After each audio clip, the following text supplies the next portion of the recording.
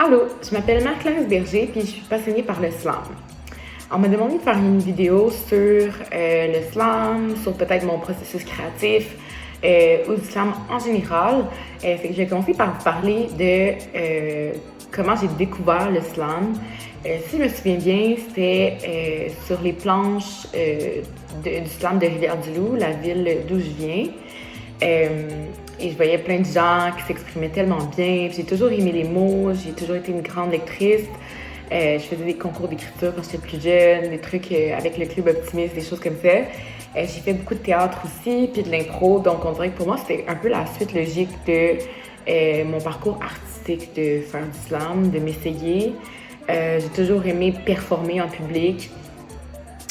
Donc, pour moi, le slam, c'est une façon d'exprimer certaines choses que j'osais pas dire. En même temps, je pense pas que j'avais à cette époque-là la maturité intellectuelle et émotionnelle de publier ces choses-là non plus.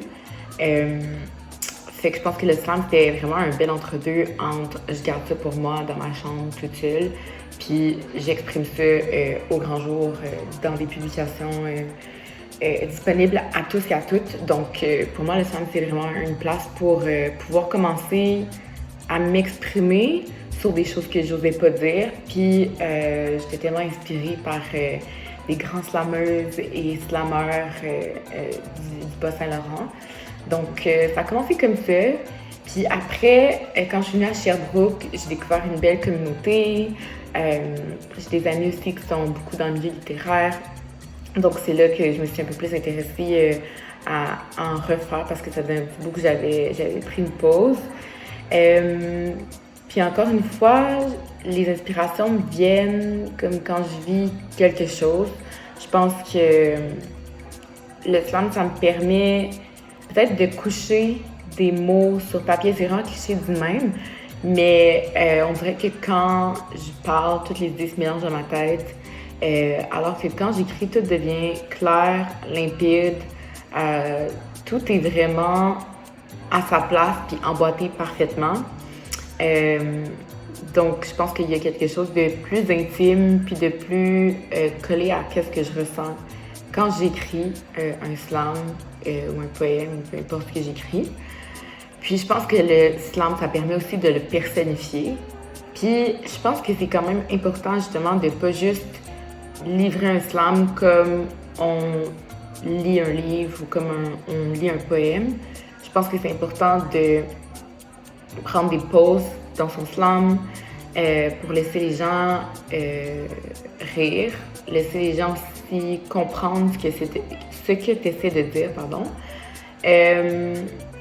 Une autre chose aussi, je pense que c'est... Moi, j'aime beaucoup quand c'est un peu mimé, quand il y a des gestes, quand les gens jouent avec le ton de la voix, avec les intonations. J'ai vu des slams où les gens sont peut-être un peu plus timides, un peu plus monotones. Puis ça change vraiment la réception, je pense, du public.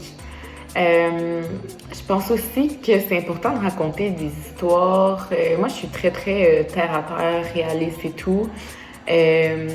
Donc, je pense que ça, c'est quand même quelque chose d'important dans le slam, de raconter au moins une part de vérité pour que les gens accrochent plus.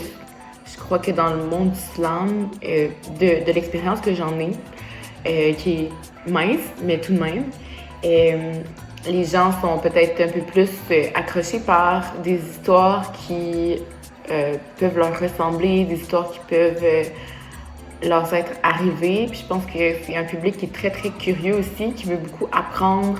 Fait que n'hésitez pas à parler de vous, de vos expériences personnelles, de vos complexes, de votre identité, de votre chemin de vie. Je pense que c'est ce qui fait les meilleurs slams, ceux où on sent que la personne a vraiment mis son cœur sur la table.